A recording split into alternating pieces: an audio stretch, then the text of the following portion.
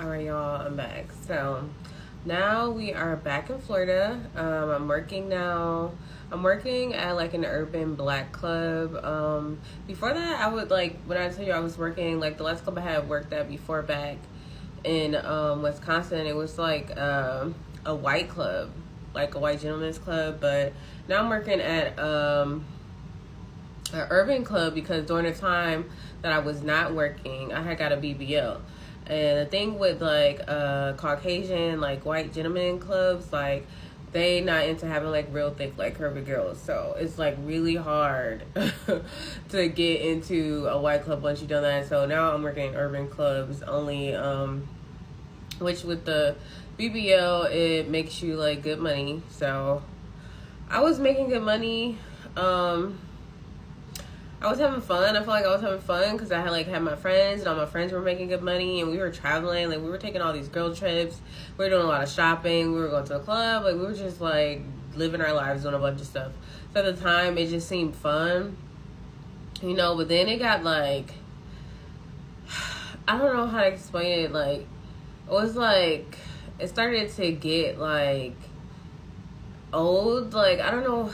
It's, like, it felt like it wasn't going anywhere. Like like I wasn't doing anything. Like I was kind of like just living my life on like a cycle, you know. And I just felt like, what am I doing? You know, like I don't know how to explain, because at first I was like making the money and I was like saying how I'm gonna put it up. Like I'm gonna put it up for this, put it up for that. But then it was like I kept going out. I kept doing more stuff, doing more things, you know. So I didn't save up all the money I was supposed to be saving up because I was doing like too much stuff. And then it was like I realized that I wasn't doing what I said I was going to do. So then I was like stuck thinking about it, like, dang, like I really need to figure out what I wanted to do, because it was coming up on like my 30th or 29th birthday, I think.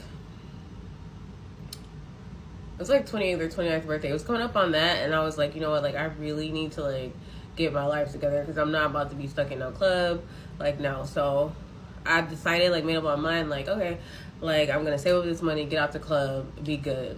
And I'm telling y'all, as soon as I made up my mind that I'm about to save up my money, get out the club and be good, is as soon as the club started getting dry, bro. Like, as soon as I made up my mind with that, it's like the money started running real low, okay? The money started running low.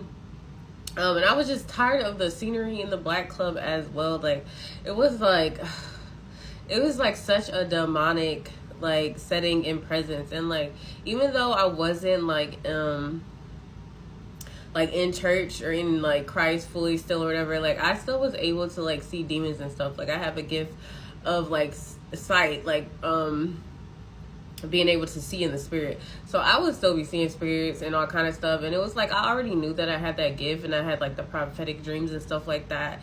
And like I knew I had that gift, so I was, you know, like not trying to do that. Like I had made up my mind that I wasn't gonna do that. Like before I even like left at 18, like I already had my mind made up, like, nah, like y'all not about to get me like in here like stuck having to do like this church prophetics like stuff. Like I don't want to be a part of it, you know.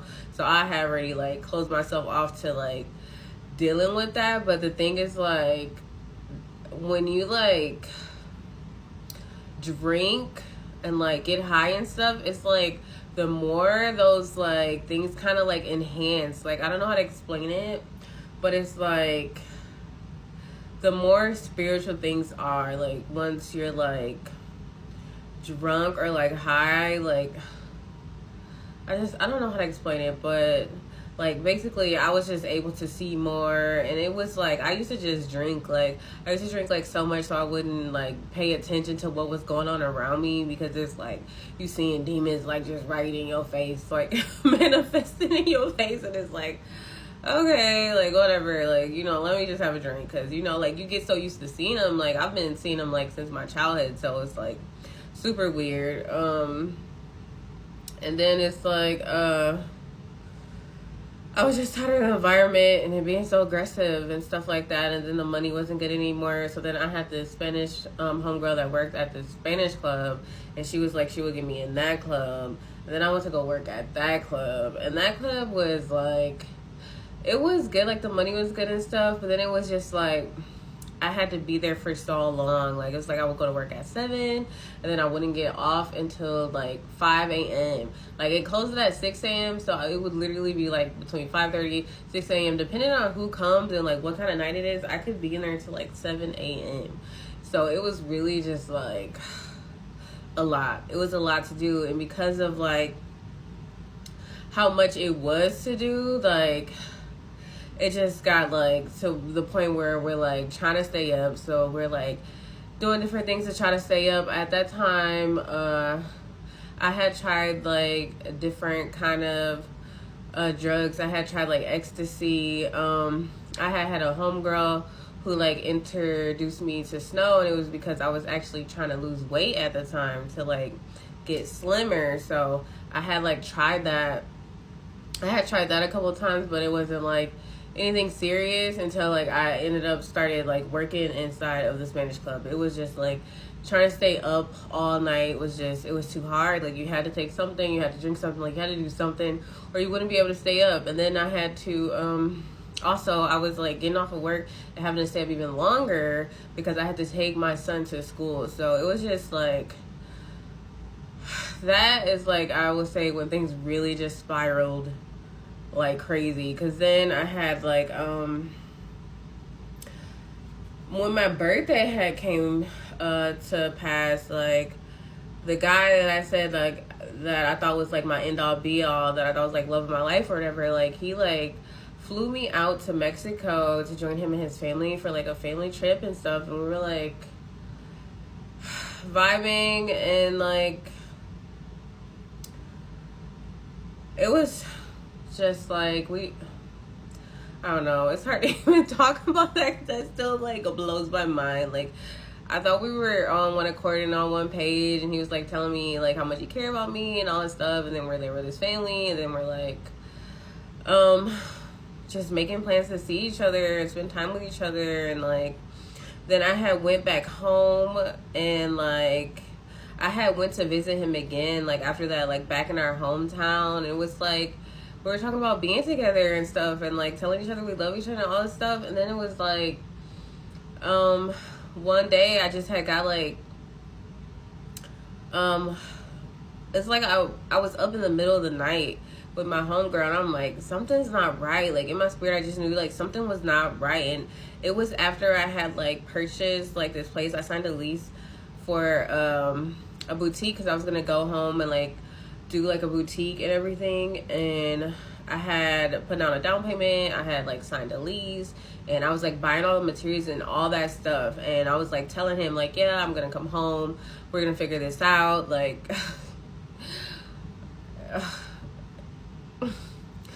it's hard to like even really unravel what even happened, because it all happened so fast. But like, I ended up like just feeling like my spirit was off, and then I was getting like to go check his Instagram, like something was on his Instagram, and I went to go see, and like it was some other girl that he was dealing with. And I contacted him about it, and eventually he admitted to it. And like, I was just devastated. I'm not even gonna hold y'all.